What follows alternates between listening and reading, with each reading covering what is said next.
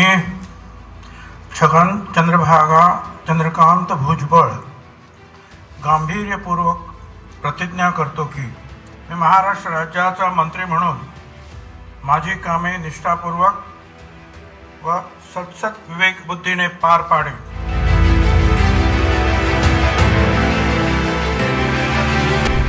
ज्याचा शेवट चांगला त्याचं सर्व चांगलं, असं म्हणत अखेर छगन भुजबळ यांनी आज सकाळी 10 वाजता मंत्रिपदाची शपथ घेतली.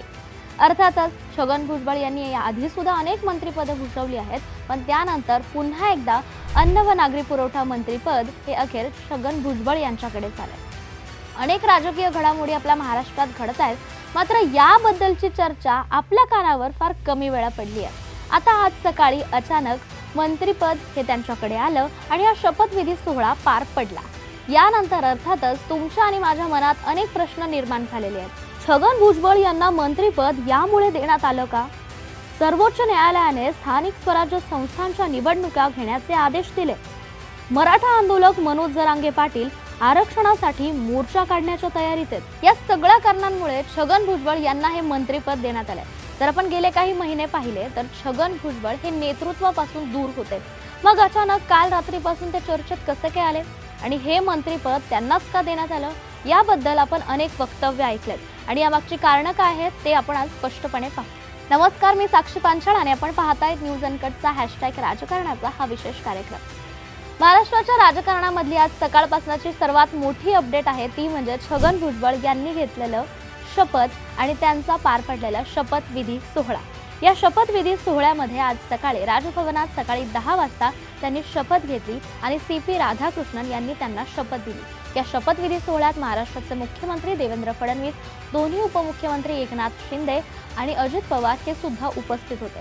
डिसेंबर महिन्यामध्ये घडलेली मोठी गोष्ट होती ती म्हणजे मस्साजोग गावचे सरपंच संतोष देशमुख यांच्या हत्ये प्रकरणातला सर्वात मोठा मास्टर माइंड जो होता तो म्हणजे वाल्मिक कराड.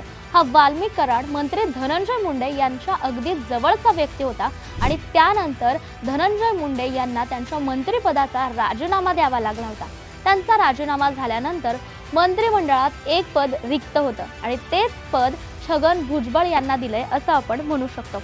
यापूर्वीही त्यांनी हे पद सांभाळलं आहे आणि तिसऱ्यांदा छगन भुजबळ हे ते पद सांभाळणार आहेत. खरं तर या गोष्टी मागे अनेक राजकीय कारणं असू शकतात.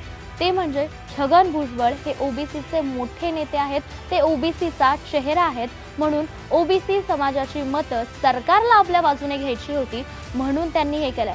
खरं तर आत्ता लगेचच उच्च न्यायालयाने एक आदेश दिला होता तो म्हणजे स्थानिक स्वराज्य संस्थांच्या निवडणुका या जाहीर झाल्या आहेत आणि त्यामध्ये सुद्धा OBCंची मतं आपल्याला घ्यायची होती. त्यानंतर भुजबळ जर नाराज असते या काळात तर याचा फटका राष्ट्रवादी काँग्रेस म्हणजेच अजित पवार गटाला बसला असता. मराठा आरक्षणाचे नेते मनोज जरांगे पाटील हे आता सध्या आरक्षणाचा मुद्दा पुन्हा एकदा उचलणार आहेत आणि त्यामध्ये जर यावेळेस OBC आणि मराठा या दोन्हींमधला वाद जर कमी करायचा आहे, त्याला टॅकल कसं करायचं आहे, यासाठी बहुतेक आपण छगन भुजबळ यांची निवड केली आहे असं आपण म्हणू शकतो. या सगळ्या घडामोडी घडत असतानाच हा निर्णय केव्हा झाला ते आपण आता पाहूया. या निर्णयाबद्दलची चर्चा गेल्या 7 दिवसांपासून होती पण ती आपल्या कानावर पडली नाही. छगन भुजबळ यांना याबद्दल आधीच कल्पना देण्यात आली होती ती म्हणजे अजित पवार, सुनील तटकरे आणि प्रफुल्ल पटेल यांनी त्याबद्दल एक छोटा आणि साधा मेसेज छगन भुजबळ यांना दिला होता. विधानसभा निवडणुका जेव्हा झाल्या नोव्हेंबरमध्ये आपण पाहूयात तर त्यावेळेस मंत्रिमंडळातून छगन भुजबळ यांना वगळण्यात आलं होतं आणि ते नाराज झाले होते. जेव्हा ते नाराज झाले होते त्यांनी अगदी त्यांच्या शायराना अंदाजमध्ये सांगितलं होतं, जहां नहीं चैना वहां नहीं रहना. अरे बघू, जहां नहीं चैना वहां नहीं. त्यांनी ही त्यांची नाराजी अनेक वेळा व्यक्त करून दाखवली आणि आता पुन्हा एकदा त्यांच्याकडे हे पद आलंय. मात्र हे पद आल्यानंतर अंजली दमानिया यांनी आज सकाळी ट्विट केलंय. ते ट्विट आपण पाहूया. छगन भुजबळ मंगळवारी सकाळी 10 वाजता राज्यभवनात मंत्रिपदाची शपथ घेणार.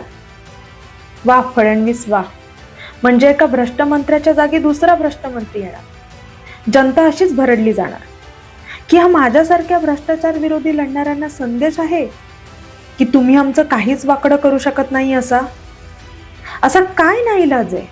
मराठा आंदोलक मनोज जरांगे पाटील यांनी सुद्धा आज सकाळी जेव्हा हा शपथविधी सोहळा पार पडला त्यानंतर एक प्रतिक्रिया दिली आहे. त्यामध्ये ते म्हणतात, अजितदादाच्या सगळ्या आमदार मंत्र्यांनी विरोध करायला पाहिजे होता की याला देऊ नका, हा जातीवादी आहे प्रचंड. पण पुढं असंही वाटतं की याला तात्पुरतं दिलं असेल. तात्पुरता आनंद, जरा मागं त्यांचे फटाकडे वाजायचे राहिले होते, डोलकीला वाजायचे थोडेफार म्हणले असेल, हाणून द्या उड्या माकडायला, चिंगड्या चांगल्या आहेत ना त्या संघ, काही येवल्यावाल्या संघ तर हाल त्यांना थोड्याफार उड्या गाठरीत गुटरीत इकडे तिकडे. दुसरं काय, फटाकडे वाजायचे राहिले त्यांची मागच्या वेळेस. जिल्हा परिषदेला वाटलं असं आणला यायला, आता नगरपालिका त्या येतात थोडंफार. हे नाटक लय भारी येतं, हे डाव सगळा देवेंद्र फडणवीस असू शकतो. हो, हे लय नाटके टायमाला म्हणले असं याला द्या जिल्हा परिषद नगर परिषद होस तर आरडन थोडं भाषणात इकडे तिकडे जाऊन ओबीसी तेवढं मतदान पडत, ते अशी शाळा असू शकते. बरं, या सगळ्या घडामोडी आपण पाहिल्या, पण यानंतर हा निर्णय 7 दिवसांपूर्वी घेतलेला असो, काल संध्याकाळी घेतलेला असो किंवा आज सकाळी घेतलेला असो, यामागे राजकीय कारणं आहेत हे तर स्पष्ट आहे. त्यामुळे छगन भुजबळ यांच्या मंत्रिपदावरून आपल्या महाराष्ट्राचं राजकारण ताणलं जाणार आहे हे तर खरं. तुर्तास आजचा राजकीय आढावा आपण इथेच थांबूयात. भेटू पुढील भागात एका नवीन राजकीय घडामोडीसह.